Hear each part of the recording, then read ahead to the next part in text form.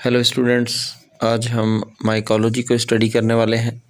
तो माइकोलॉजी का फर्स्ट जो लेक्चर है उसके अंदर हम देखेंगे कि जनरल कैरेक्टर्स ऑफ फिंजाई के जनरल कैरेक्टर्स को हम स्टडी करते हैं। तो सबसे पहले हम देखेंगे माइकोलॉजी क्या है और उसके बाद हम फिंजाई के जो जनरल कैरेक्टर्स हैं उनको डिस्कस करेंगे। अगर हम माइकोलॉजी को देखें तो माइकोलॉजी जो है वो दो वर्ड्स के साथ मिलकर बना है।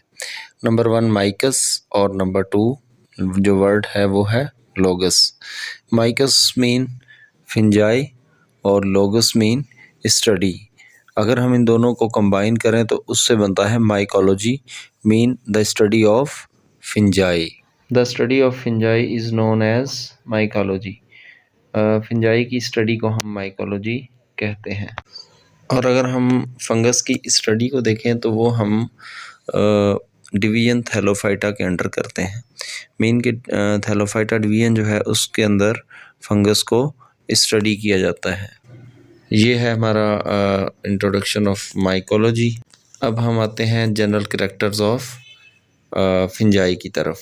अगर हम फंगस की बात करें तो फंगस यूकैरियोटिक हो सकते हैं, क्लोरोफिलिस होते हैं और इसी तरह यूनिसेलुलर भी हो सकते हैं, मल्टी सेलुलर भी हो सकते हैं और ये एसेक्सुअल और सेक्सुअल स्पोर्स के थ्रू रिप्रोडक्शन का अमल जो है वो करते हैं। अगर हम फर्स्ट पॉइंट की तरफ आएँ तो हमें पता चलता है कि फिंजाई जो होते हैं ऑल फिंजाई आर यूकैरियोटिक। यूकैरियोटिक क्या होते हैं कि they possess membrane bound nuclei, कि उनके पास जो न्यूक्लियाई होता है वो मेम्ब्रेन बाउंडेड होता है और इसी तरह साइटोप्लाज्मिक ऑर्गेनेलीज भी इसके अंदर प्रेजेंट होते हैं और वो साइटोप्लाज्मिक ऑर्गेनेलीज में माइटोकॉन्ड्रिया आते हैं, वैक्यूल्स आते हैं, एंडोप्लाज्मिक रेटिकुलम आते हैं। तो ये यूकैरियोटिक होते हैं जिसमें जो न्यूक्लियस है वो मेम्ब्रेन बाउंडेड होता है।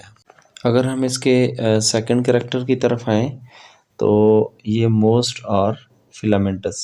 इसका जो स्ट्रक्चर होता है वो फिलामेंटस होता है और फिलामेंटस जो मतलब ये डिफरेंट फिलामेंट्स के साथ मिलकर बने होते हैं और वो फिलामेंट जिसके साथ ये मिलकर बने होते हैं उसको सिंगल फिलामेंट को हम बोलते हैं हाइफी।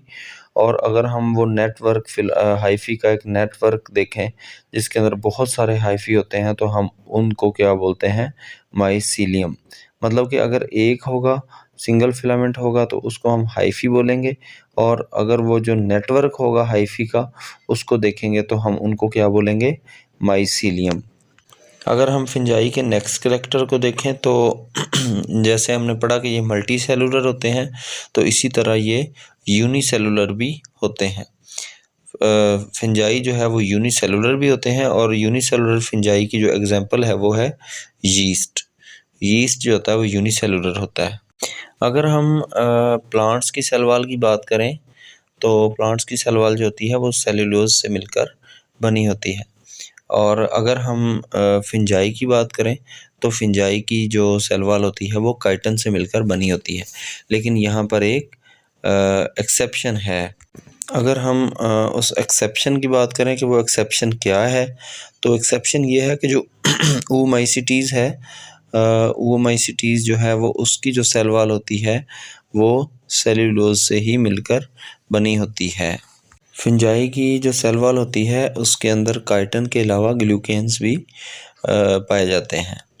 तो इसके अंदर जो सेल वॉल है उसके अंदर क्या होता है, ग्लूकेन्स और काइटिन।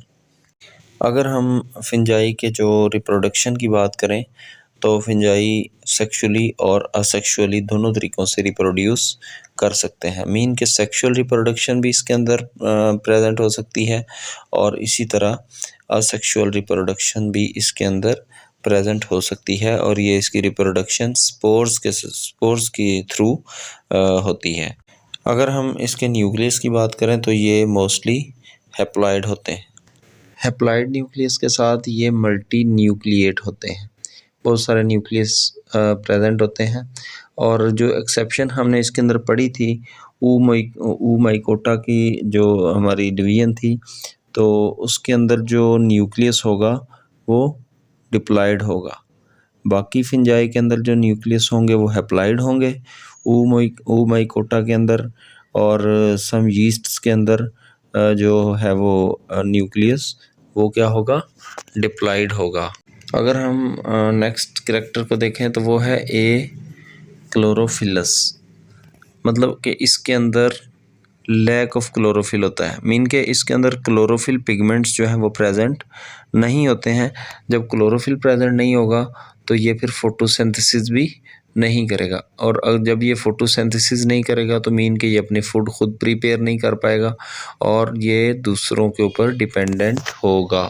मीन के वो ऑर्गेनिजम्स जिनके पास क्लोरोफिल प्रेजेंट होता है वो अपनी फूड खुद प्रिपेयर करते हैं, और फिंजाई के पास चूँकि क्लोरोफिल प्रेजेंट नहीं होता, ये ए क्लोरोफिलस है, तो ये अपना फूड खुद तैयार नहीं कर पाता।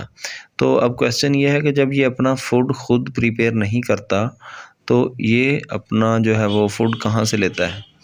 तो नेक्स्ट हम देखते हैं कि ये कीमो हेट्रोट्रॉफ्स होते हैं, मीन के कीमो हेट्रोट्रॉफिक होते हैं या फिर कीमो ऑर्गेनोट्रॉफिक होते हैं।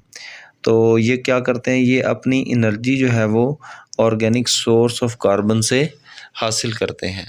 मीन के एनवायरनमेंट के अंदर जो ऑर्गेनिक सोर्स ऑफ कार्बन होते हैं, कार्बन के सोर्सेज होते हैं, ये उनके साथ क्या करते हैं, केमिकल रिएक्शंस करते हैं, और जब ये उनके साथ केमिकल रिएक्शन करते हैं तो अपनी जो एनर्जी होती है वहाँ से ये गेन करते हैं। अगर हम इनके जो स्टोरेज कंपाउंड्स की बात करें तो कि कौन कौन से इनके पास कंपाउंड्स होते हैं जो स्टोर होते हैं, तो उनमें से ट्रेहेलोज होता है, ग्लाइकोजन होता है, शुगर अल्कोहल होती है, और इसके साथ साथ लिपिड्स भी इनके पास स्टोर होते हैं। अगर हम इसको देखें तो ये फिंजाई जो है वो हमें फ्री लिविंग फॉर्म के अंदर भी मिलता है। इसके साथ साथ ये पैरासिटिक फॉर्म के अंदर भी प्रेजेंट होता है, और तीसरी फॉर्म इसकी होती है म्यूचुअलिस्टिक फॉर्म के सिम्बायोटिक रिलेशनशिप बनाकर ये प्रेजेंट होता है। तो इस लेक्चर में हमने देखा कि माइकोलॉजी क्या है और फिंजाई के जो जनरल कैरेक्टर्स हैं कौन कौन से हैं। अगर कोई कन्फ्यूजन हो तो आप कमेंट सेक्शन के अंदर पूछ सकते हैं। Thank you so much.